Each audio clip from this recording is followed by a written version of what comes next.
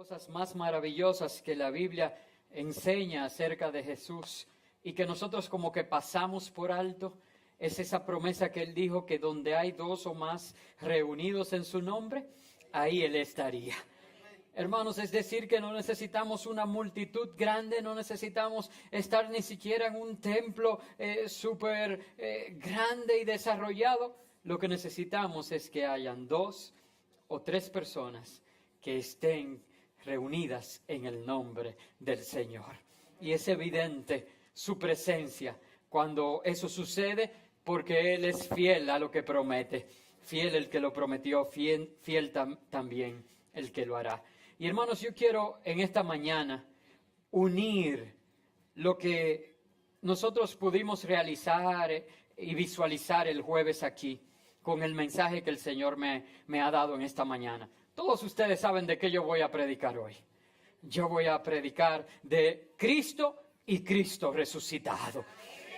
Yo voy a predicar de vida en abundancia, de que Él vive hoy y por los siglos. Pero quiero iniciar donde quedamos. ¿Saben? Hicimos una representación de las últimas 7 palabras de Jesús en la cruz. Y antes de entregar su espíritu al Señor, ¿verdad?, que fueron sus últimas palabras, Jesús pronunció 2 palabras en castellano que son trascendentales para lo que tú y yo somos hoy. Él dijo, consumado es. Entonces ahí es que dice que entregando su espíritu al Señor, expiró.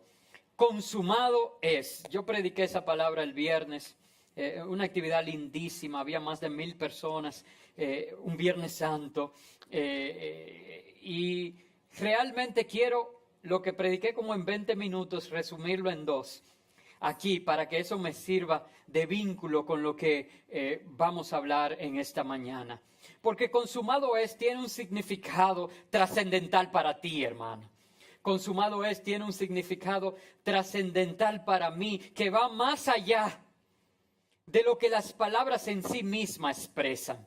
Y miren, que realmente si nosotros fuéramos a hacer un análisis, y es lo que quiero hacer, gramatical y etimológico de estas palabras, vamos a ver lo maravilloso y lo alentador que es para cada uno de nosotros. Sin embargo, primero quiero decirte lo siguiente, y es que consumado es tan importante porque la religión nos enseña de que esto se trata de hacer. Y resumen toda la vida cristiana en hacer o no hacer. Pero en definitiva el verbo hacer. Haz esto, haz aquello, haz lo otro. O no hacer, no hagas esto, no hagas aquello, no hagas lo otro. Pero consumado es. Jesús nos está diciendo, no se trata de hacer, se trata de que está hecho. Ya Él lo hizo en la cruz del Calvario. Él pagó por todos tus pecados y hoy tú y yo tenemos libre entrada donde podemos alcanzar gracia y favor para el oportuno socorro.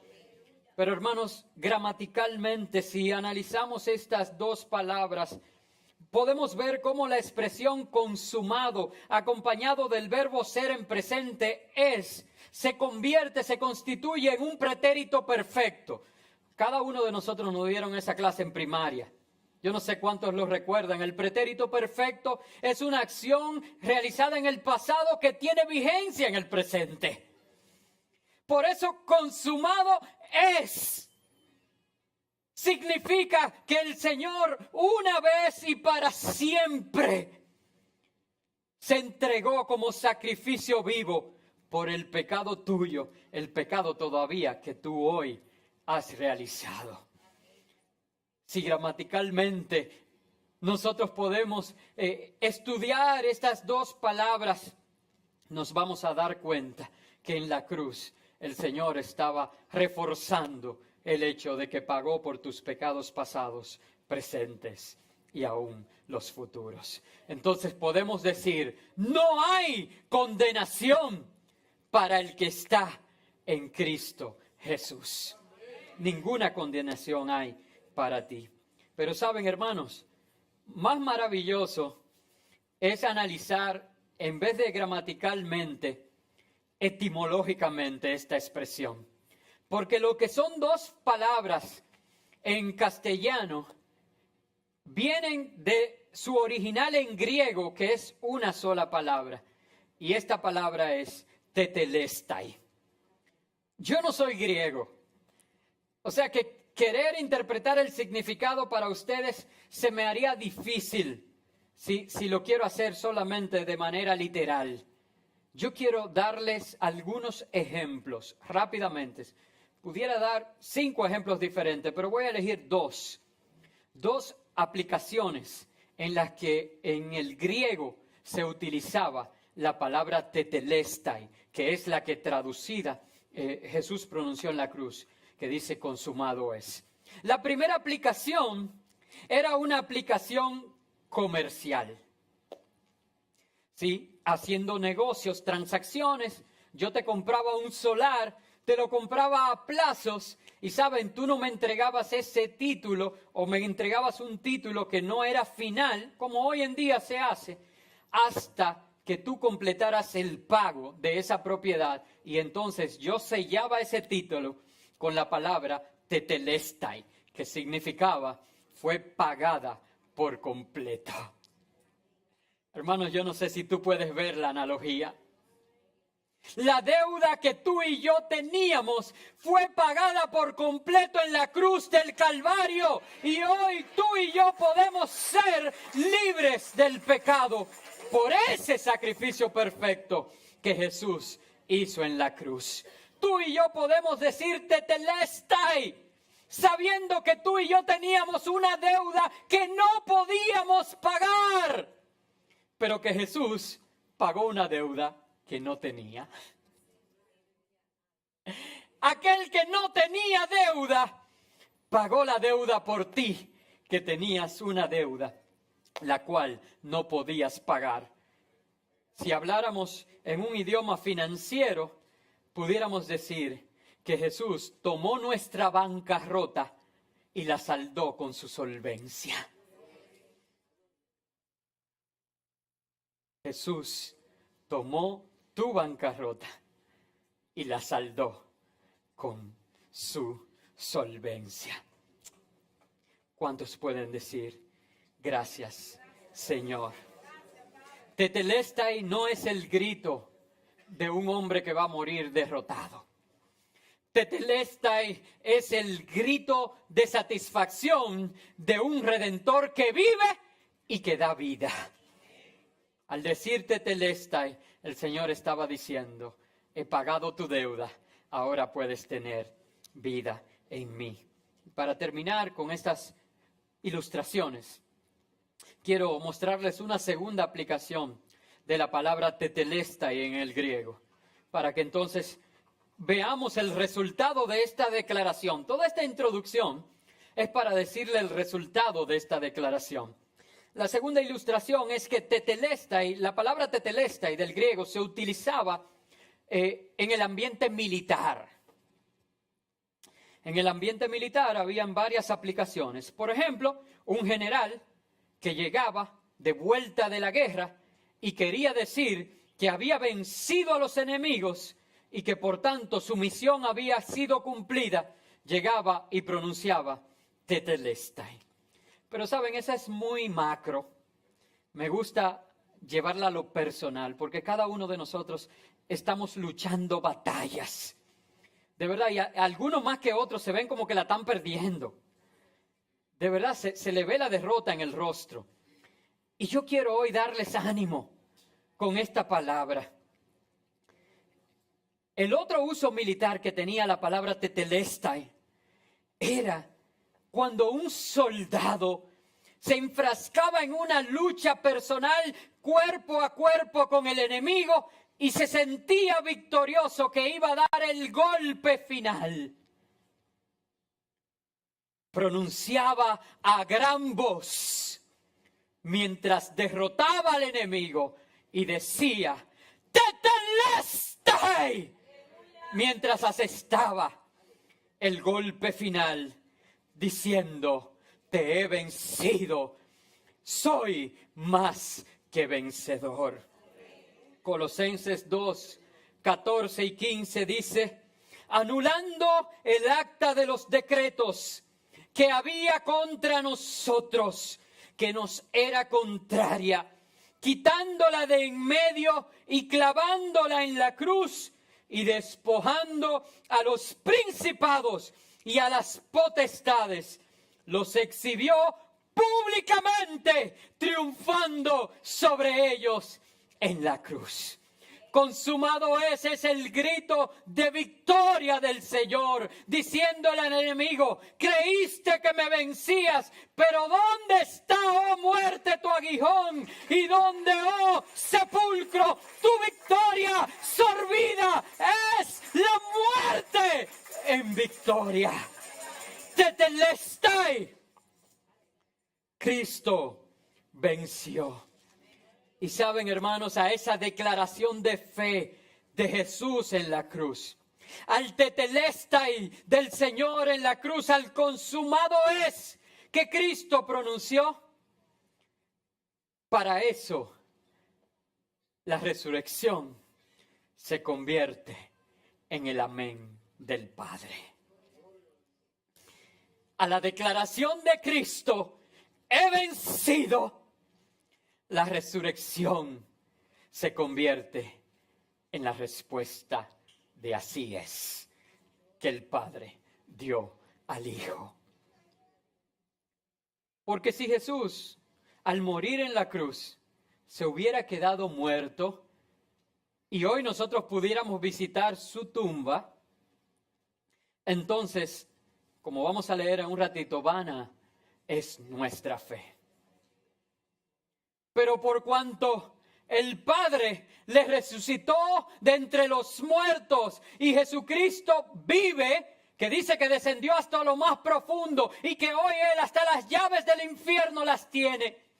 Es decir, que la muerte, ni el infierno, ni ninguna principado, ni ninguna potestad pudo detenerlo, sino que Él los exhibió públicamente, derrotados.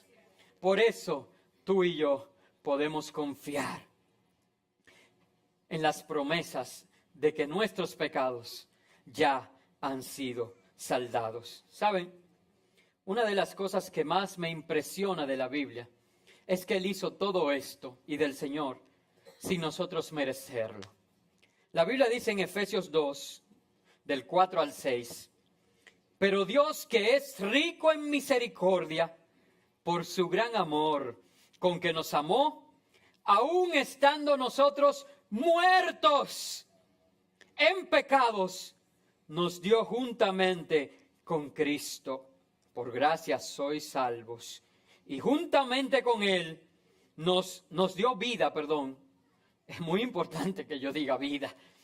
Nos dio vida juntamente con Cristo y juntamente con Él nos resucitó y asimismo nos hizo sentar en los lugares celestiales con Cristo Jesús. Por la muerte de Cristo y por su resurrección, no por obras para que nadie se gloríe, sino por su gran amor con el que nos amó, Él nos ha resucitado y tenemos vida y salvación en Cristo Jesús. ¿Saben? Una de las cosas que da más trabajo, de verdad, es nosotros hacer algo y levantar a aquel que ha fallado. ¿Saben? Porque al que ha hecho algo bueno, al que merece justicia, se hace fácil hacerle justicia. Pero al que ha fallado, nosotros otorgarle el perdón sanador que restaura, de verdad se hace sumamente complicado. Porque nosotros, una vez más, nos llevamos de la religión, nos llevamos del hacer. Cuando Jesús lo que ha dicho es, ya está hecho. Ninguno de nosotros, por justo que se piense a sí mismo, ganó la salvación y está en este lugar por lo bueno y justo que era. Ninguno de nosotros. Sino que cada uno de nosotros hemos sido partícipe de esta gracia. Y la gracia es un don de Dios. Es algo que no merecemos, que nos ha sido dada. Y por eso es que no deja de sorprenderme que dice la palabra de Dios que estando nosotros muertos en nuestros pecados, Cristo murió por nosotros.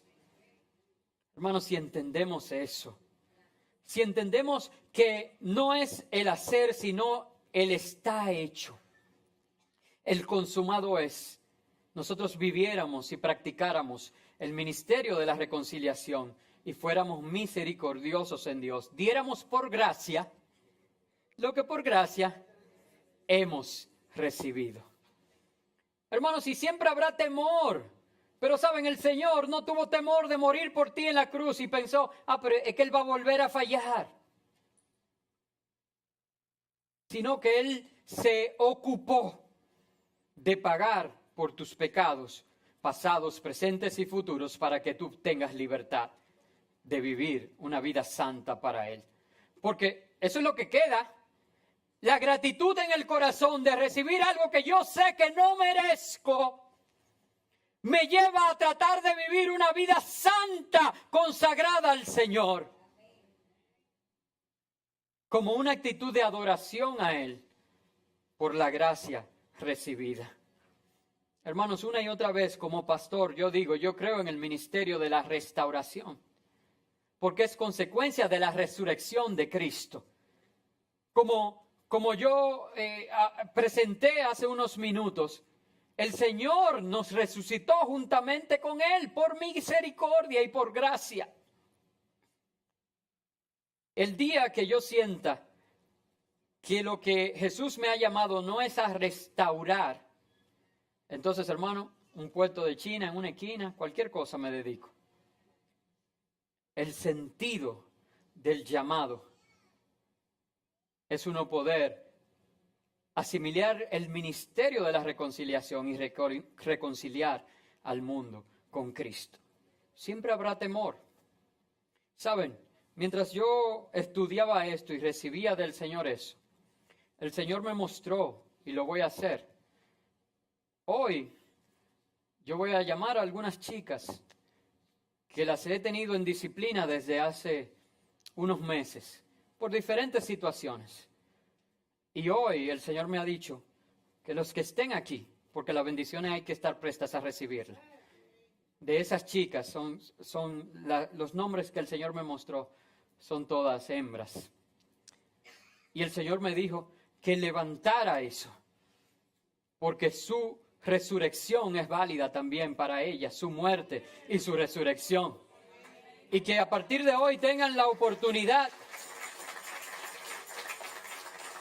de vivir la vida de santidad y de consagración que Él las ha llamado a vivir. Y saben, como pastor hay temor en mi corazón.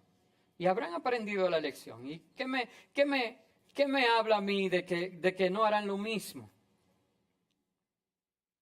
Sin embargo, el Señor me decía, estando tú muerto en tus pecados, yo morí por ti.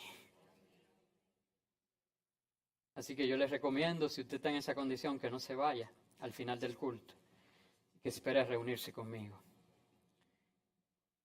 Saben, hermanos, y esta realidad, el enemigo trata de esconderla. ¿Usted sabe por qué? Porque Él sabe que con la resurrección de Cristo, el intento de detener los planes de Dios para salvación de la humanidad había quedado completamente anulado para siempre. Allí en la cruz del Calvario, lo que en Génesis se le había declarado, se cumplió. Y el enemigo había sido derrotado. E inmediatamente se empezaron a tejer, les pagaron a unos guardias para que dijeran que habían robado el cuerpo. Usted lo puede leer en los evangelios. Pero eso se convirtió en algo tan grande, hermanos, que todavía cuando el apóstol Pablo escribió a los corintios, a la iglesia en Corinto, había un rumor y unas conversaciones que hablaban y que decían de que no había resurrección de entre los muertos. Y por eso Pablo tuvo que tomar todo un capítulo que es una joya. Primera de Corintios 15, para explicarles la importancia de la resurrección a la iglesia en Corinto, es decir, a los corintios. Porque saben, hermanos, yo mientras anunciaba este culto decía que hay dos fechas importantes en el año. Que la tradición celebra y que la gente que no va a la iglesia se acerca a la iglesia. Son Navidad y resurrección. Pero les decía que en Navidad, oye, hay toda una parafernalia, luces, decoración, se ponen especiales, hay intercambio de regalos, se celebra, o sea, ¡wow! Sin embargo, para el domingo de resurrección, como que no ha pasado nada. ¿Por qué estas diferencias? Y eso pasaba en Corinto y Pablo tiene que decirle, óyeme, hey, esto es algo importante. Esto tiene un significado. Y tú tienes que entender el verdadero significado de esta celebración para que sepas por qué nos reunimos los domingos. Para que sepas en qué está fundamentada tu fe. Y yo quisiera que usted lo estudie en su casa, todo el capítulo 15. Yo solo voy a leer 2 o 3 versículos. Pero saben, hermano, el rum de que no hay no hay resurrección de muertos, no. Y es así, porque ¿cómo resucitan? En cuerpo, en espíritu, ¿cómo? Todo eso estaba permeando la iglesia. Hermano, usted sabe que los malos rumores se distribuyen más rápido que los buenos. Porque a la gente le gusta el morbo. Y se presta para eso. Pero déjenme decirle algo. Es verdad que se distribuyen más rápido, pero no permanecen. Mientras que la palabra del Señor dice acerca de sí misma, el cielo y la tierra pasarán, mas su palabra no pasará. Así que tú decides si vas a prestar oído a esos rumores negativos o si tú te vas a concentrar en escuchar lo que la santa y bendita palabra de Dios tiene para ti. Me gusta como lo dice Pablo. Busquen el verso 33 en 1 de Corintios 15. Pablo dice, no os engañéis, las malas conversaciones corrompen las buenas costumbres. Y por eso tú ves que personas pierden sus buenas costumbres influidas por malas conversaciones. Entonces yo quiero que tú te enfoques en la verdad innegable de la palabra de Dios en esta mañana. Y mira lo que Pablo dice, versos 14, 15, 16, 17, 18 y 19. Vamos a leer estos versos en el capítulo 15 de Primera de Corintios. Dice, y si Cristo no resucitó, vana es entonces nuestra predicación. Y vana es también vuestra fe. Y somos hallados falsos testigos de Dios, porque hemos testificado que Dios resucitó a Cristo, al cual no resucitó, si en verdad los muertos no resucitan. Si los muertos no resucitan, tampoco Cristo resucitó. Y si Cristo no resucitó, vuestra fe es vana. Aún estáis en vuestros pecados. Entonces, también los que murieron en Cristo perecieron ya. Si solamente para esta vida esperamos en Cristo, somos los más dignos de lástima de todos los hombres. Amados hermanos, tenemos que entender que la resurrección es lo que fundamenta nuestra fe. Lo que Pablo está escribiendo aquí es, miren, vamos a hacer un análisis. Un análisis sencillo. Si no hay resurrección de muertos, Cristo no resucitó, porque no hay. Si Cristo no resucitó, ¿para qué yo predico aquí? Yo soy un falso testigo. Lo que está diciendo Pablo ahí, por duro que parezca, es que me paro a hablar mentiras cada vez que me paro aquí delante de ustedes.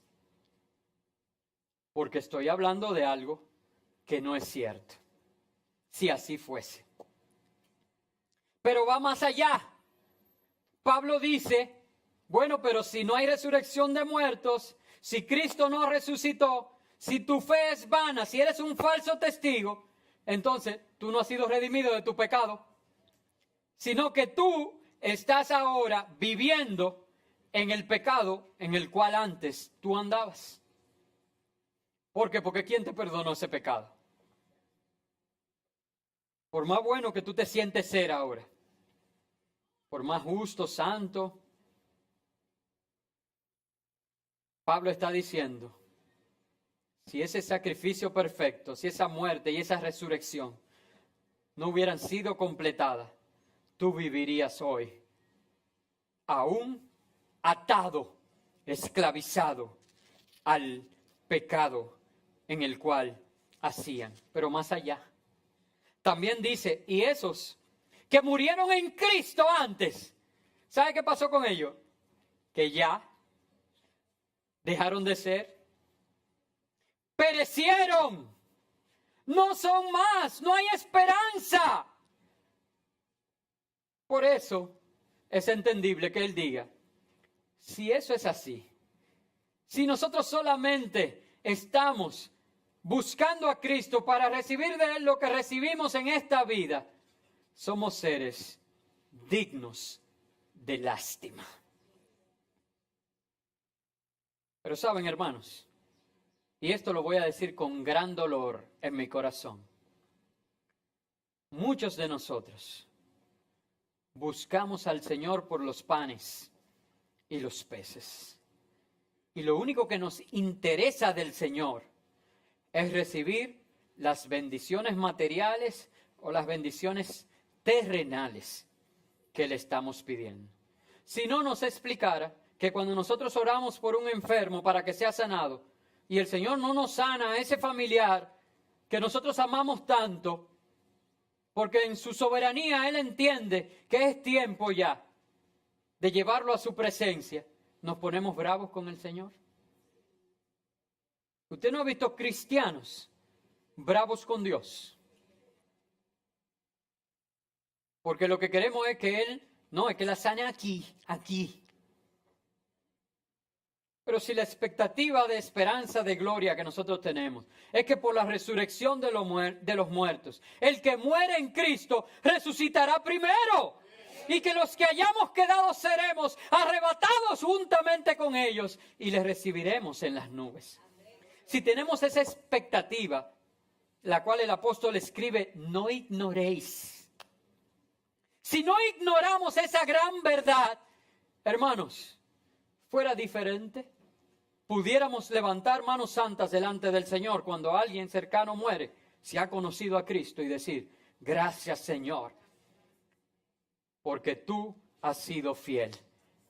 Ha peleado la buena batalla y ahora está en tu presencia. Entonces, hermanos, nosotros tenemos que creer y vivir la resurrección. Nosotros tenemos que dar por un hecho.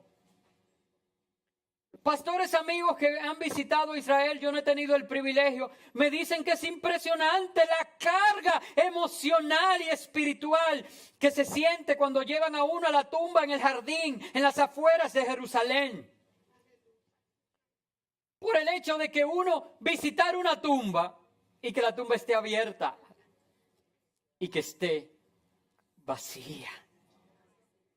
Hermanos, yo he tenido el privilegio en mis viajes de visitar tumbas de personajes famosos y recuerdo ahora sí en el cementerio de Arlington en Washington ver la tumba de de John Fitzgerald Kennedy, presidente de los Estados Unidos, y la inscripción de grandes de sus frases. No preguntes lo que tú puedes, lo que tu país puede hacer por ti. Antes pregúntate qué puedes hacer tú por tu país. Aún aquí usted puede ir al cementerio Cristo Redentor y va a ver la tumba donde está Peña Gómez, ese gran líder de masa, y hay un busto, una cosa, o ir a la de la familia Balaguer y esa tiene aire acondicionado. Y usted dice, pero ¿saben lo que hay ahí? ¡Un muerto!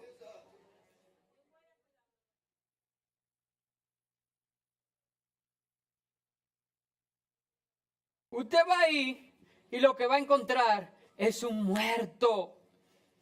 Pero ¿saben? La tumba donde sepultaron al Señor, no quiero decir ni la tumba de nuestro Señor, porque no era de Él, se la apretaron. Para que se cumpliera la escritura que decía que en los ricos fue con su sepultura. Pero la tumba donde enterraron a nuestro Señor hoy está vacía, y gracias a eso tú tienes esperanza de que tu final no es en un hoyo, tu final no es en un hoyo, sino que tú te levantarás y vivirás eternamente para Él y con Él. ¿Saben? Me hicieron referencia de una ilustración de un niño de 5 años. En los Estados Unidos, hermanos, se le ha dado la espalda al Señor y aún hasta las iglesias a veces utilizan mal los símbolos y ahora para este tiempo de resurrección es más unos conejitos lo que usted ve y los huevos de Pascua, ¿verdad?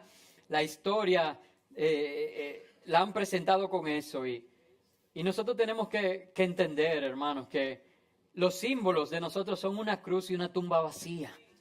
No un conejo y unos huevos. Pero, como era un niño de 5 años, como que déjame ver esto, déjame ver de qué se trata. Y el niño tenía 8 huevos de Pascua y se acercó a su abuelo y le dice, abuelo, quiero hacerte la historia de la resurrección. Su abuelo era pastor y dice, con huevo de Pascua, la historia de la resurrección, no, déjame ver de qué se trata. Y saben, pero el niño había encontrado una maestra de escuela dominical que tomó lo cultural, ¿verdad? Y les enseñó la verdadera historia de Jesús, de su muerte, crucifixión y resurrección. Para no hacer el cuento muy largo, de los 8 huevos, yo voy a tomar los últimos 3 que me interesan, o los últimos 4. Primero, sacó un huevo y dijo, mira, aquí tú sabes qué hay en este huevo. Son unos huevos que vienen con algo dentro que tiene un significado. Y dice, ¿sabes qué está, abuelo, en el 4.º huevo? ¿Qué está? Está una espina, porque se le hizo una corona de espina a Jesús, la cual fue puesta sobre su cabeza. Se burlaron de él y no sabían que estaban declarando una verdad, que él era el rey. Y dice, ¿sabes qué está en el 3.er huevo, abuelo? ¿Qué está en el 3.er huevo? Bueno, aquí hay un clavo. Porque tomaron sus manos y sus pies y lo clavaron en una cruz. Mira, abuelo, y los clavos no eran de este tamaño. Lo que pasa es que los clavos con los que lo clavaron no cabían en el huevo. Pero eran unos clavos enormes. Y este clavo me enseña cómo él fue atado a esa cruz por mis pecados y los tuyos. Y el abuelo dice, wow, me está gustando esta historia. ¿Y qué más que hay en el 2.º huevo? Abuelo, hay un pedazo de tela, porque envolvieron su cuerpo en tela y lo sepultaron, porque lo mataron. Le dieron la espalda y él entregó su vida por ti y por mí. ¡Wow! Me muero por saber lo que hay en el 1.er huevo. Le dice el abuelo, y él dice, abuelo, ¿en realidad quieres saber lo que hay en este huevo? Sí, quiero saber. Abuelo, es que este es el más emocionante. ¡Wow! ¿Qué será lo que hay en ese huevo? Ya dime. Y cuando el niño abre el huevo, le dice, mira, abuelo, está vacío, no tiene nada, porque la muerte no pudo detenerlo. Mi Redentor vive, su tumba está vacía, él se levantó, y vive para siempre.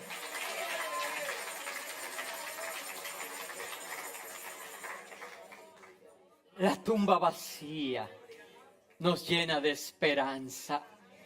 Hermanos, sabiendo, como dice 1 Corintios 15, 53 en adelante, pues es necesario que esto corruptible se vista de incorrupción y que esto mortal se vista de inmortalidad. Cuando esto corruptible se haya vestido de incorrupción y esto mortal se haya vestido de inmortalidad, entonces se cumplirá la palabra que está escrita: sorbida es la muerte en victoria. ¿Dónde está, muerte, tu aguijón? ¿Dónde, sepulcro, tu victoria? Porque el aguijón de la muerte es el pecado y el poder del pecado es la ley.